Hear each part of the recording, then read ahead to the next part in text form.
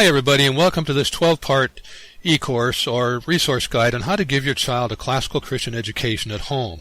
I'm Dennis Oliver Woods, headmaster at Kingsway Classical Academy, the world's first online classical Christian school for grades 7 through 12. The course will consist of 2 parts. The first 4 lessons are an examination of the biographies of 4 great Americans who were homeschooled or taught at home in America's history. The second part of the course, the last 8 lessons, an examination of the components of a classical Christian education, the specific details that comprise this educational methodology. Now we're going to start out today with the life of George Washington, and our objective will be to show how lessons of perseverance, suffering, and loss learned in the home prepared George Washington to prevail in the War for American Independence, despite losing more battles than he won over the course of his military career. So if you were to close your eyes right now and imagine a picture of George Washington in your mind, what's the first thing that comes to mind when you think of that picture of George Washington? I would venture to say for most of you, the picture that comes to mind is that very character quality of perseverance. The George Washington who persevered over the 7 long years of the Revolutionary War. The George Washington who persevered with his troops through the bitter cold winter at Valley Forge. The George Washington who practiced expert hit-and-run guerrilla tactics against a vastly superior British army. And remember, this is an army that at that point was the terror of the world. The British army had only recently triumphed over Napoleon at the Battle of Waterloo, and now ruled over the empire of which it was said, or which it is said, the sun never sets on the British Empire. Then again, if you're a recent graduate of the public schools, you probably wouldn't picture those things at all. Instead, your mind would be blank. A blank slate on which any crafty politician can write anything he wants and essentially brainwash you and get you to sell your vote and your birthright for a mess of pottage. And so for all of us, we don't want to be the brainwashed zombie any longer. And I know for most of you listening to this lesson, you're not like that anyway. I know you're not if you've taken the time to enroll in this course and are searching for a way to get your kids out of the local government school system. So let me assure you that, where there's a will, there's a way, and especially if you persevere, just like George Washington. Now, you might be thinking something along these lines, I've got 6 kids. How can I possibly do this? But that's the beauty of the internet, isn't it? Because today we've got online schools. A school like Kingsway Classical Academy only charges a relative pittance for your older children, grades 7 through 12. And so it's comparable in price to the cost of your so-called free government school when you add in all of the hidden fees and fundraisers and functions that you've got to pay for or you're expected to participate in throughout the year.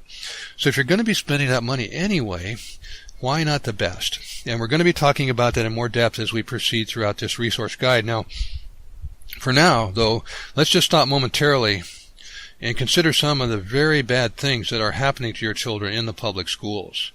Now, it's kind of like a woman, let's make it a prospective homeschool mom, slashing her way through the jungle, and all of a sudden she comes face to face with this charging lion. And so, naturally she turns around and runs away in panic to get away from this lion, and she runs pell-mell into a pool of quicksand, which she couldn't see because it's hidden just beneath the surface, and so the lion gets her anyway. Now, most people recognize that we do have problems in the public schools, but most people don't realize just how bad it really is. Most of us have heard about some of the more obvious things, the material or physical things, like bullying and peer pressure. A lot is made of that in recent years, leaving emotional scars on your child, your child's psyche. Teenage promiscuity, which is an attack on student morality, obviously. Drugs and alcohol, which literally can fry their brain. And then, of course, school shootings, which claim student lives. But the really dangerous problems are spiritual, and they're much more subtle. They're like that pool of quicksand that's hidden just beneath the surface. And it's sad but true that most Christians have bought into what I call the 3 big lies of public education. Now, big lie number 1 is public school education is neutral. Yeah, it's neutral like a fox, or neutral like Wile E. Coyote.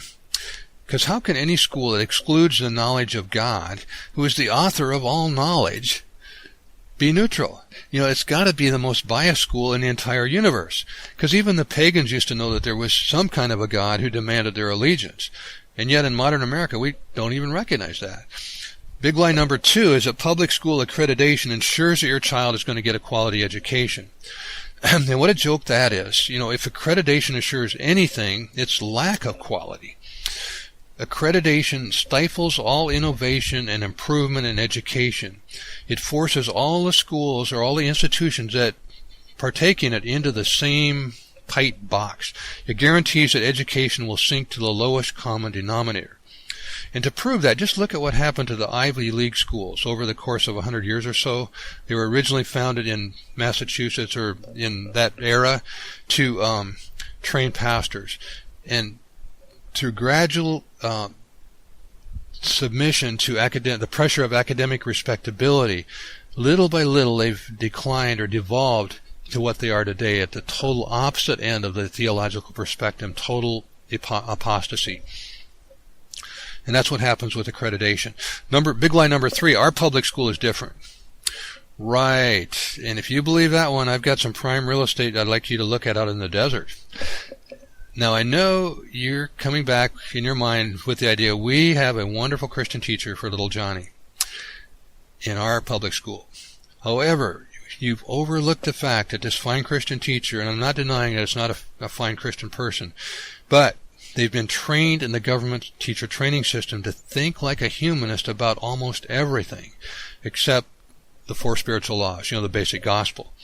And not only that, they're required to teach the government curriculum which rejects God at every point. And how do I know this is a problem? You might be saying, prove it. Well, it's all reflected in the downward trend in worldview scores of Christian children over the past 25 years in the Pearce Worldview Test of the Nehemiah Institute. Now, Pearce is an acronym that stands for Politics, Education, Economics, Religion, and Social Issues. And looking at this chart, you can see the downward trend. Now, the very bottom line here is Christian kids in the public schools, and of course we'd probably expect that, right? But the line just above it is Christian kids in Christian schools.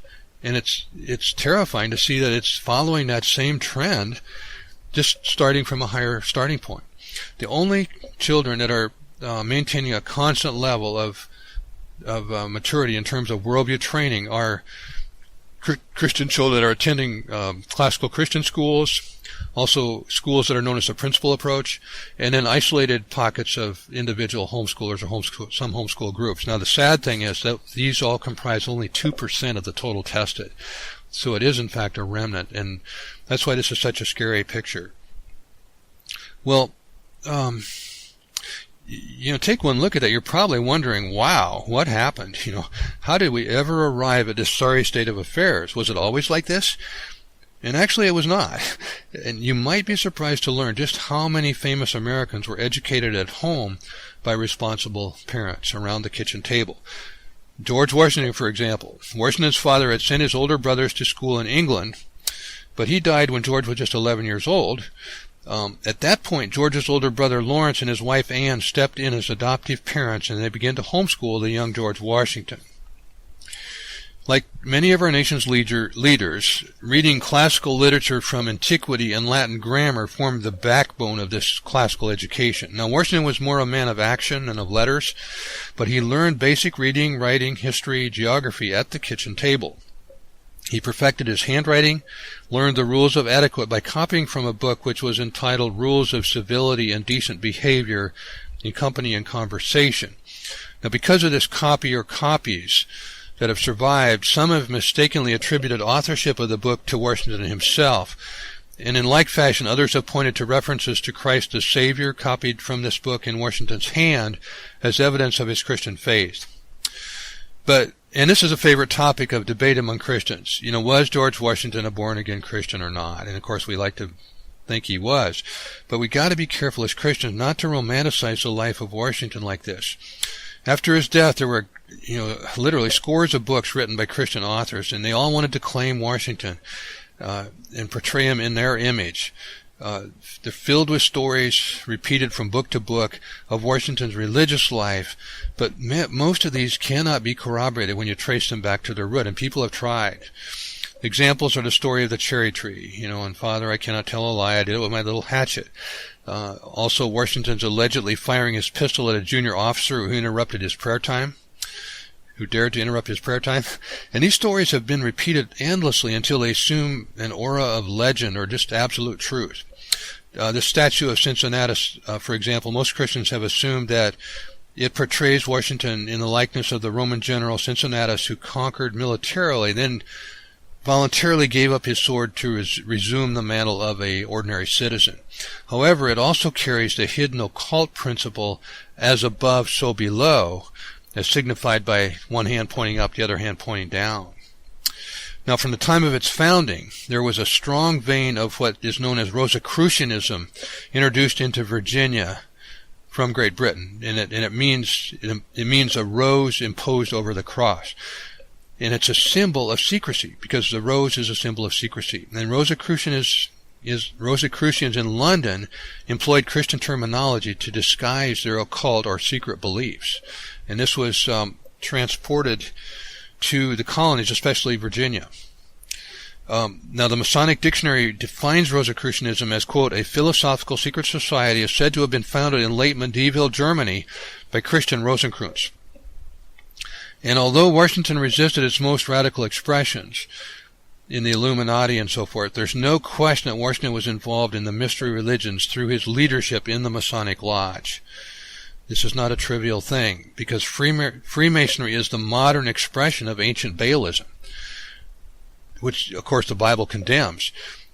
In Freemasonry had three major points in its ancient expression and in its modern expression, and its cultural expression includes, number one, child sacrifice or abortion, number two, homosexual ritual, and number three, worship of the environment, or radical environmentalism. This was expressed in the ancient Egyptian legend of Isis and Osiris, the sun and moon ruling over the natural world. The city of Washington itself, viewed from the air, is laid out like the Masonic compass and square. The Washington Monument is a phallic symbol situated opposite the Capitol Dome, which represented the female breast. Mathematical and architectural symbolism is part and parcel of this entire system. And as a boy, Washington's first love was, in fact, mathematics, a subject at which he excelled. George Washington quickly mastered the fundamentals and was soon exploring the intricacies of algebra and trigonometry, and skill in these subjects led to his first job as a map maker and surveyor. And at the early age of 16, he was invited to join a team surveying the state of Virginia, especially in the West. This work took him into the wilderness, where he experienced the rigors of outdoor life. He learned the skills critical to outdoor survival and success as a soldier. Thus, when the French and Indian War broke out in 1753, George Washington was ready to go. Even so, his leadership was severely tested in the French and Indian War. Washington was, in fact, responsible for starting this war, firing the first shots, and he was initially embarrassed by having to surrender to the French at the Battle of Fort Necessity. He was subsequently released, but he had rather foolishly constructed this fort hastily in the middle of a meadow, completely vulnerable to enemy fire, as you can see here. But his subsequent actions taught him many valuable lessons of military command that would prove invaluable during the looming war for American independence. And here Washington prevailed as commanding general of American forces in the Revolutionary War, even though he lost more battles than he won throughout his entire military career. But he went on to preside over the U.S. Constitutional Convention, and then he served 2 terms as America's first president. At his funeral, Richard Henry Lee's eulogy described Washington as, quote, first in war, first in peace, first in the hearts of his countrymen, end of quote. So Christians likewise can gratefully acknowledge many of Washington's achievements, so long as they maintain a balanced perspective on the influence of his faith. So who else was homeschooled? And I'm going to introduce you to some other famous Americans who learned at home in future lessons. But first, please take out a piece of paper and record your answers to this pop quiz. But first, I have a pop quiz for you. 5 questions, true and false. Question 1, George Washington is known as the father of the U.S. Constitution, true or false? Question 2, George Washington is known as the father of our country, true or false? Question 3, Washington was adamant about making sure his son Augustus was homeschooled. Question 4, George Washington demonstrated his writing skill as the author of a popular book on colonial etiquette, true or false? And number 5, George Washington never told a lie, true or false? So let's consider the answers. First of all, question 1, George Washington is known as the father of the U.S. Constitution. That's false. The father of the U.S. Constitution was James Madison. Question 2, George Washington is known as the father of our country. That's true. Question 3, George Washington was adamant about making sure his son Augustus was homeschooled. And that's false. Augustus was George Washington's father, not his son. Question 4, George Washington demonstrated his writing skill as the author of a popular book on colonial etiquette. That's false. He copied the book but was not the author. And number 5, George Washington never told a lie. And that's false. Well, what's with the tests? Why are we taking these tests anyway? We have a short quiz presented after each of these 12 lessons, and although they're optional, they do provide an opportunity to review and solidify your understanding. In addition, there's many who desire to serve as volunteers at the school in a capacity of special ambassador for Kingsway Classical Academy. So after successful completion of this course, with a 70% average over all 12 quizzes, Kingsway Special Ambassadors are awarded a graduation certificate and are then qualified to serve as volunteer advisors, recruiters, teachers, teacher's aides, office manager, grand tour chaperone, with free passage on any of our Education at Sea summer courses to the Mediterranean, to Northern Europe and Britain, to the Eastern United States. So it's really a great opportunity for retired educators and others to be involved as a volunteer in this exciting movement to give a classical education to every child and family who wants it for the nominal fee, relatively nominal fee of $1,000 annual tuition. So please contact the Academy to express your interest in this and let us know what are your strengths and weaknesses and how you think they might best be employed with the Academy. So that's it for Lesson 1, and we'll see you on Lesson 2 tomorrow, Lord willing.